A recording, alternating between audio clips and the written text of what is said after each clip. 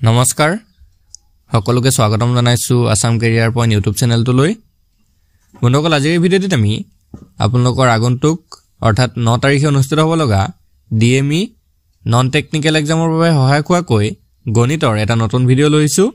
এই ভিডিঅ'টিত আমি কিছুমান সহজ পদ্ধতিৰ জৰিয়তে আপোনালোকক কোৱেশ্যনখিনি কৰাই দিবলৈ চেষ্টা কৰিম যাতে এক্সামত গৈ এনে ধৰণৰ কোৱেশ্যন যদি আহে ভুল কৰি থৈ নাহে আৰু খুব কম সময়ৰ ভিতৰতে সলভ কৰি থৈ আহিব পাৰে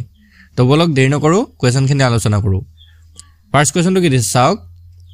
The smallest number divisible by the first 5 natural even number is অর্থাৎ প্ৰথম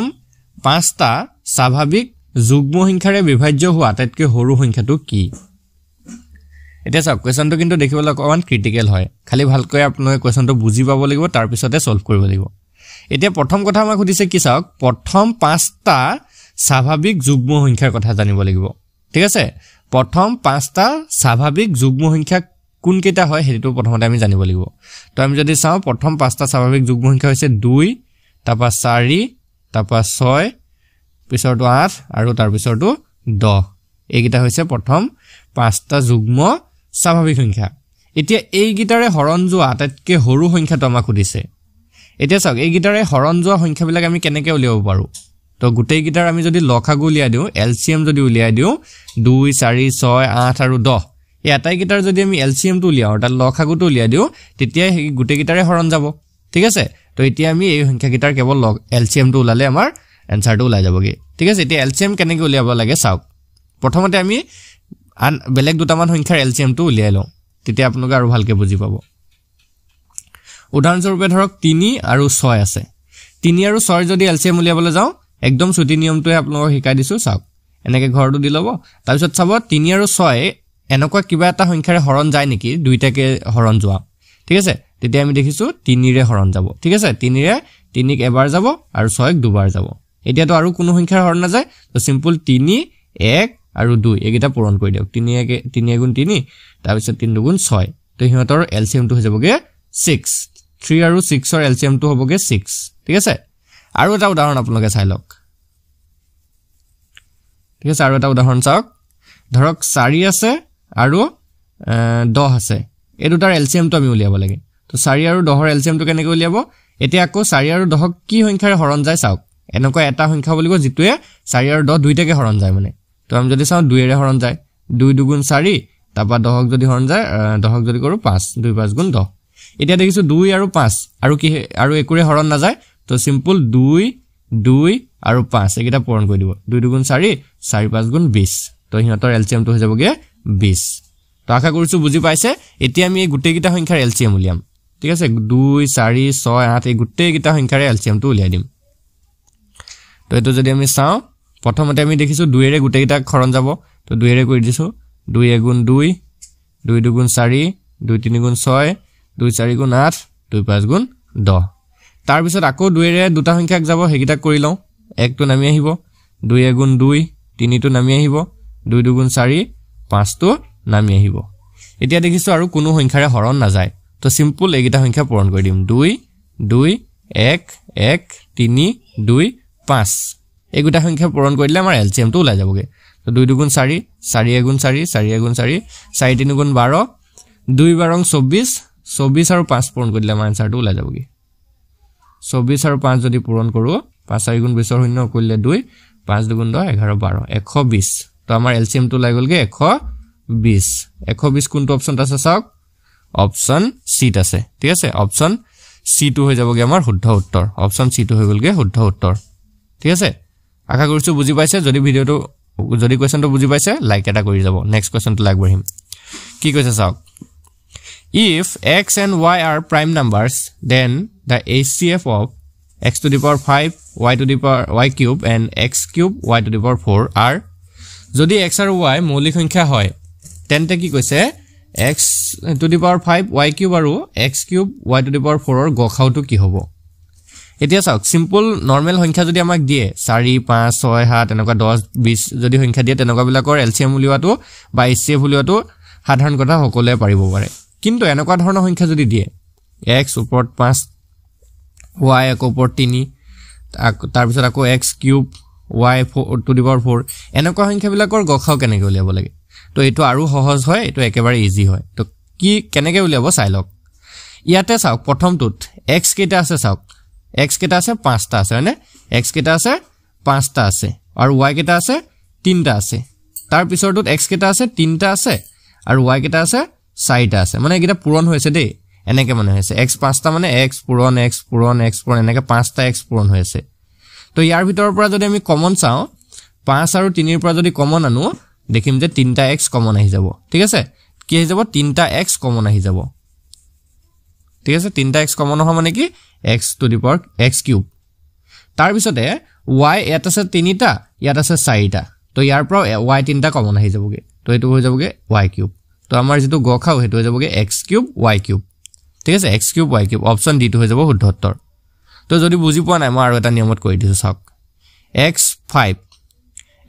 টো আমি কেনেকৈ লিখিব পাৰো কৈছো x পূৰণ পূৰণটো মই নিদিও ডাইৰেক্ট x 5টা লিখি থৈ দিছো ঠিক আছে 2 3টা 4টা 5টা তাৰ পিছতে আৰু কি আছিল y কিউব মানে y 3টা y তাৰ পিছৰটোত চাওক এটো y কিউব টো লিখি লৈছো ইয়াতে তাৰ পিছৰটোত কি আছিল x কিউব আৰু y to the power 4 x cube মানে x 3টা আৰু y কেটা 4টা 1 2 3 4টা এটা কমন কি কি আহিব হেতু চালে হল এটো এটা কমন x আহিব এটো এটা x কমন আহিব এটো এটা x কমন আহিব ঠিক আছে আৰু তো নাহে x y ভিতৰত এটো এটা y আহিব এটো এটা y আহিব আৰু এটো এটা y আহিব তো x আহিলে 3টা x কিউব আৰু y আহিলে 3টা y কিউব এটো হৈ যাবগে আমাৰ আনসাৰ অপচন ডি টো হৈ যাব শুদ্ধ উত্তৰ আশা কৰিছো বুজি পাইছে যদি বুজি পাইছে ভিডিওটো লাইক কৰি যাব আৰু ইয়াতে আপোনালোকক এটা ইম্পৰ্টেন্ট কথা জনাই থওঁ আপোনালোকৰ যেটো 9 তাৰিখে এক্সাম হ'বলৈ গৈ আছে তো এই ডিএমই গ্ৰেড 3 নন টেকনিক্যাল এক্সামৰ বাবে আমি কিছুমান ইম্পৰ্টেন্ট নোটস বনাইছো সেই নোটস বিলাক মাত্ৰ 49 টকা পে কৰিলে আপোনালোকে পাই যাব তো স্ক্ৰিনত এটা নাম্বাৰ থাকিব সেই নাম্বাৰটোত আমাক হোৱাটছএপত মেছেজ কৰি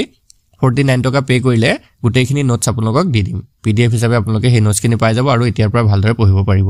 যেটো 12 তাৰিখে এক্সাম হৈছিল তাতো সেই নোটসখিনিৰ পৰা বহুতো কোৱেশ্চন কমন আহিছিল ঠিক আছে তো বলক নেক্সট কোৱেশ্চনটো লাগবাহিম কি কৈছে 5% of a number is equal to 12% of raised 500 then the number is এটা সংখ্যাৰ 5 শতাংশ মানে যিমান 50 500 টকাৰ 12% শতাংশ হিমান তেন্তে সংখ্যাটো কি হ'ব সাপোজ আমি ধৰি লৈছো সংখ্যাটো কি হয় x হয় এটা কোৱেশ্চনটো কি কৈছে এটো ভালদৰে বুজিব দেই কি কৈছে চাওক 5% of a number is equal to 12% of raised 500 অৰ্থাৎ সেই সংখ্যাটোৰ 5% যিমান মানে x ৰ 5% যিমান 500 টকাৰ 12% হিমান হয় 500 টকাৰ 12% হিমান হয় ঠিক আছে 500 12% হিমান এতিয়া আমি হি x টো উলিয়াব লাগে তো এতিয়া আমি পাৰ্চেন্ট টো অতৰাই লম পাৰ্চেন্ট টো যেতিয়া অতৰাও তেতিয়া আমি তলত সদায় কি বহুৱাব লাগে এশ এটাই হৰণ কৰিব লাগে ঠিক ইয়াতো আমি 12% ৰ পাৰ্চেন্ট অতৰাই দিম 12 ৰ ওপৰত লিখিম তলত এশ এটাই হৰণ কৰি দিম হেতু সদায় মনত ৰাখিব যেতিয়া আমি পাৰ্চেন্টৰ পৰা ভগ্নাংশ টাইপত নিম তেতিয়া সদায় এশ এটাৰে হৰণ কৰিম ঠিক আছে এতিয়া যদি আমি কাটো 500 ৰ দুটা শূন্য কাটিলো 100 ৰ দুটা শূন্য কাটি দিলো 5 এ 100 যদি কাটো 5 20 100 তাৰ পিছতে এতিয়া থাকি গলগে ইয়াত x/20 আৰু ইয়াত থাকিলে 5 আৰু 12 5 12 60 ঠিক আছে 5 12 60 এতিয়া এখন সিম্পল কৰি দিও পূৰণ কৰি দিও আনসাৰটো আমাৰ ওলাই যাবগে এতিয়া আমি যদি চাও এটো বৰ্জ্য পূৰণ যদি কৰো x তো ইয়াত থাকি যাব আৰু ইফালে থাকি যাবগে 20 পূৰণ 60 20 পূৰণ 60 যদি কৰো 6 * 12 1200 হবগে এটো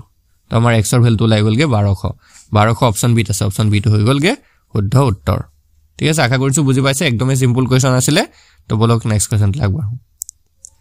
The present value of a house is 6,20,000. If the price of the house decreases by 15%, the new value of the house will be কি কৈছে কথাটো চাওক এটা ঘৰৰ বৰ্তমান মূল্য হৈছে 6,20,000 টকা ঘৰটোৰ দাম যদি 15% হ্ৰাস হয় তেনেহলে ঘৰটোৰ নতুন মূল্য কি হ'ব 15% কমি গল হ্ৰাস মানে কি কমি গল এতিয়া ঘৰটোৰ নতুন মূল্যটো কি হ'ব তো 6,20,000 ৰ পৰা কি হ'ব হেতু কমি যাবগে এতিয়া 6,20,000 টকাৰ 15% টো কেনেকৈ উলিয়াব লাগে চাই লওক তো 6,20,000 টো মই ইয়াত লিখি লৈছো আৰু ইয়াৰ কিমান উলিয়াব লাগে 15% টো উলিয়াব লাগে 15% উলিয়াব লাগে তো 6,20,000 সেম কন্ডিশনত আমি অথনি 15% অতৰাই দিম ওপৰত 15 ৰাখিম তলত 100 ৰাখি দিম 100 দুটা শূন্য কাটিলো ইয়াৰ দুটা শূন্য কাটি দিলো এটা থাকিলে 6200 * 15 আৰু এই দুটা যদি পূৰণ কৰে পূৰণটো আপোনালোকে কৰি চাওক 93000 ওলাবগে 93000 ওলালে এতিয়া চাওক 93000 কি হ'ব আমাৰ কমি যাব কাৰ পৰা কমিব 6,20,000 ৰ পৰা 6,20,000 ৰ পৰা 93000 আমি এটা কমাই দিম মানে 93,000 কমাই দিম তেতিয়া আমাৰ নতুন ঘৰৰ নতুন মূল্যটো ওলাই যাবগে 6,20,000 আৰু 93,000 0 10 ৰ 7 গল 10 ৰ 3 গল থাকিল 7 ইয়াত থাকিলে 1 11 ৰ 9 গল থাকিল 2 ইয়াত থাকিলে 5 5,27,000 ঠিক আছে 5,27,000 কোনটো অপচনটা আছে চাওক অপচন ডি আছে অপচন ডি টো হৈ গলগে শুদ্ধ উত্তৰ 5,27,000 টকা আশা কৰিছো বুজি পাইছে যদি বুজি পাইছে ইয়েস বুলি লিখি জনাই দিবচোন তো বলক নেক্সট কোৱেশ্চনটো চাও if A school bag rot 500 is sold at a discount of 30% the selling price will be 500 টকাৰ স্কুল বেগ এটা যদি 30% বা 30% হ্ৰাস কৰি বিক্ৰী কৰা হয় তেতিয়ালে বেচা দামটো কি হ'ব চাওক স্কুল বেগ এটাৰ দাম আছিল 500 টকা ঠিক আছে তাতে কিমান পাৰ্সেন্ট ডিসকাউন্ট দিয়া আছে 30% ডিসকাউন্ট দিয়া হৈছে মানে ৰেহাই দিয়া হৈছে বা কমাই দিয়া হৈছে তো 500 টকাৰ 30% তো আমি উলিয়াই দিলে হৈ গল তাৰ পিছত এটো মাইনাস কৰি দিম 500 30% যদি উলিয়াও 30/100 কৰিলে হৈ গল 0 কাটিলো 0 কাটিলো ইয়াত থাকিলে 5 3 15 150 এতিয়া 150 টো কি হ'বগে মাইনাস হ'ব 500 ৰ পৰা তো 500 ৰ পৰা যদি 150 মাইনাস কৰো এটো হৈ যাবগে 350 তো আমাৰ স্কুল বেগটোৰ বেচা দামটো হ'ব 350 অপচন এ টো হ'ব শুদ্ধ উত্তৰ 350 rupees ঠিক আছে বলক নেক্সট কোৱেশ্চনটো চাও কি কৈছে যে the length of the string of a stick flying 100 meter above the ground at an angle of 60 degree কি কৈছে লেন্থটো উলিয়াব কৈছে যে মাটিৰ পৰা 100 মিটাৰ ওপৰত উৰি থকা চিলা এটাৰ হুটাডালে 60 ডিগ্ৰী উঠন কোণ কৰিলে হুটাডালৰ দৈৰ্ঘ্য কি হ'ব কি কৈছে ভালকে আমি ফিগাৰ এটা কি বুজি লও এনেকে ধৰক 100 মিটাৰ ওখ এটা কি 100 মিটাৰ ওপৰত কি হৈছে চিলা এটা উৰি আছে ঠিক আছে ধৰক এনেকুৱা টাইপত চিলা এটা উৰি আছে এতিয়া এই চিলাডাল এনেকে ৰছী এডাল আছে এনেকে ৰছীডালে তলত কিমান ডিগ্ৰী এংগল কৰে বুলি কৈছে 60 ডিগ্ৰী এংগল কৰে বুলি কৈছে আৰু এই চিলাটোৰ পৰা মাটিলৈকে দৈৰ্ঘ্যটো হৈছে 100 মিটাৰ 100 মিটাৰ ওপৰত উৰি আছে এতিয়া আমাক কৈছে হুটাডালৰ দৈৰ্ঘ্য কিমান হ'ব এই হুটাডালৰ দৈৰ্ঘ্যটো কিমান হ'ব এডাল ঠিক আছে এতিয়া আমি এটো এবিসি ধৰি লৈছো কাৰণ ইয়াত এটা 90 ডিগ্ৰী এংগল কোণ কৰি আছে ঠিক আছে ইয়াত পাইথাগোৰাছ সৰি আমি ত্ৰিকোণমিতিৰ সূত্ৰবিলাক প্ৰয়োগ কৰিম ইয়াত এ বি সি যদি আমি চাও এতিয়া ত্ৰিকোণমিতিক সূত্ৰৰ পৰা আমি যদি চাও এ সিডাল কি হয় ইয়াত অতিভুজ এ সিডাল কি হয় অতিভুজ তাৰ পিছতে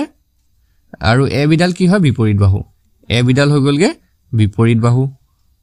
এটা আমাক অতিভুজডালে উলিয়াব লাগে এতিয়া অতিভুজ আৰু বিপৰীত বাহু আমি যদি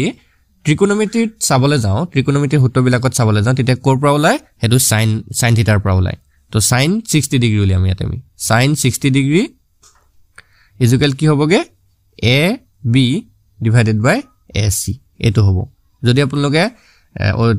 কি বুলি কয় ত্ৰিকোণমিতিৰ একো কোৱেশ্চনে ভালদৰে বুজি নাপায় বা ত্ৰিকোণমিতিৰ চেপ্টাৰটো ভালকে বুজি নাপায় তেতিয়াহলে কমেন্টত জনাই দিব তাৰ ওপৰত আমি এক্সট্ৰা এটা ভিডিও বনাম তো sin 60 ডিগ্ৰীৰ মানটো আমি যদি চাবলৈ যাও ক্লাস 10 ত পাইছিলো এইবিলাক বস্তু আমি তো sin 60 ডিগ্ৰীৰ মানটো হৈছে √3/2 আৰু ইয়াতে আমি a b ৰ ভ্যালুটো 100 বহুৱাই দিম আৰু ac ৰ ভ্যালুটো আমি উলিয়াব লাগে যেহেতু ঠিক আছে তো ইয়াতে যদি আমি এখিনি ক্যালকুলেশন কৰি দিও চিত্ৰটো মই মুছি দিছো ইয়াতে যদি আমি ক্যালকুলেশনটো কৰি দিও কি হ'ব √3 * ac হ'ব আৰু হিফালে 2 আৰু 1 পূৰণ কৰিলে 200 হ'বগে এটা ac ৰ ভ্যালুটো কিমান হ'বগে 200 তলত √3 মিটাৰ এইটো হৈ যাবগে আমাৰ আনসাৰটো অপচন ডিত আছে অপচন ডি টো হৈ যাব শুদ্ধ উত্তৰ অপচন ডি টো হৈ গল শুদ্ধ উত্তৰ ঠিক আছে এনে ধৰণে আপোনালোকে কোৱেশ্চনটো কৰিব পাৰিব তো বলক নেক্সট কোৱেশ্চন লাগবাৰহু কি কৈছে চাওক at a cost of res 10 per meter it will take res 10 fence কি কৈছে চাওক 10 to fence a field of 40 meters long and 30 meters wide প্ৰতি মিটাৰত 10 টকা খৰচ পৰিলে 40 মিটাৰ দীঘল আৰু 30 মিটাৰ বহল খেতিপথাৰ এখনত বাহৰ বেৰ দিবলৈ টকা কিমান লাগিব ঠিক আছে কোৱেশ্চনটো ইংলিছত অলপমান ভুল আহিছে তো অসমীয়াটো ভালকে বুজি লওক এনেকুৱা ধৰক এখন কি আছে পথাৰ আছে ঠিক আছে পথাৰখনৰ দিশটো আমাক দিছে 40 মিটাৰ দিশটো কিমান 40 মিটাৰ আৰু বহলটো দিয়া আছে 30 মিটাৰ এতিয়া এই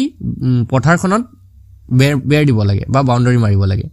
তো বাউণ্ডাৰী মাৰিবলে 1 মিটাৰত খৰচ হয় কিমান 10 টকা 1 মিটাৰত খৰচ হয় কিমান 10 টকা এতিয়া টোটেল কিমান খৰচ হ'ব আমাক উলিয়াব গৈছে তো প্ৰথম কথা হ'ল আমি বাউণ্ডাৰীটো উলিয়াব লাগিব পৰিসীমাটো উলিয়াব লাগিব তো এইফালেও 40 এইফালেও 40 ঠিক আছে তাৰ পিছত এইফালেও কিমান আছে 30 তো 40 কিমান হৈ যাবগে 80 আৰু 30 60 80 আৰু 60 যোগ কৰিলে 140 মিটাৰ ঠিক আছে 140 মিটাৰ ইয়াতে এটা বস্তু আৰু এড কৰিব লাগিছিল কোৱেশ্যনটোত যে আয়তাকাৰ পথাৰ এখন দিব লাগিছিল ঠিক আছে ইয়াত আয়তাকাৰ পথাৰ এখন হ'ব নহলে কোৱেশ্যনটো আপোনালোকৰ অলপ খেলিমেলি লাগিব পাৰে ঠিক আছে দীঘল মানে 40 মিটাৰ দীঘল আৰু 30 মিটাৰ বহল আয়তাকাৰ পথাৰ এখনৰ বাহৰ বেৰ দিব লাগে তো এতিয়া আমাৰ কিমান হৈ গ'ল বাউণ্ডাৰীটো টোটেল 140 মিটাৰছ এতিয়া 140 মিটাৰ 1 মিটাৰত খৰচ হয় যেহেতু 10 টকা তো 140 মিটাৰৰ লগত 10 পূৰণ কৰি দিম মানে এটো খৰচ হৈ যাবগে টোটেল 1400 টকা ঠিক আছে কিমান টকা খৰচ হ'ব 1400 টকা অপচন বিট আছে অপচন বিটো হৈ যাব শুদ্ধ উত্তৰ আশা কৰিছো বুজি পাইছে যদি বুজি পাইছে ভিডিওটো লাইক কৰি দিব আৰু যদি বুজা নাই কমেন্টত জনাই দিব আমি নেক্সট ভিডিও বনাই ইয়াতকে ভালকে বুজাবলৈ চেষ্টা কৰিম ধন্যবাদ